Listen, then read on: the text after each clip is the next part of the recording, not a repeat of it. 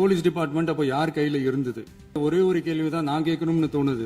சட்டசபையில் முதல்வர் விஜய் அதிரடி முழக்கம், எதிர்க்கட்சிகளுக்கு ஆவேச பதிலடி, அவையில் வெடித்த மெகா பரபரப்பு. தமிழக சட்டமன்றத்தில் போதைப் பொருள் நடமாட்டம் மற்றும் சட்டம் ஒழுங்கு குறித்து எதிர்க்கட்சிகள் எழுப்பிய கேள்விகளுக்கு முதல்வர் விஜய் அதிரடி பதிலடி கொடுத்துள்ளார். போலீஸ் டிபார்ட்மெண்ட்டை கையில வச்சுக்கிட்டு பிகினிங்லயே இனிஷியல் ஸ்டேஜ்லயே இந்த போதைப் பொருள் நடமாட்டத்தை ஏன் கண்ட்ரோல் பண்ணல?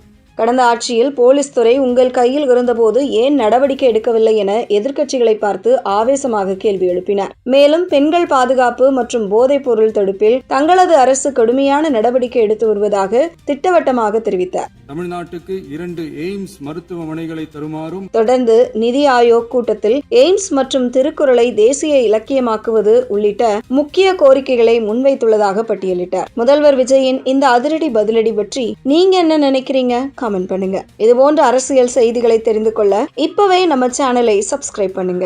நன்றி.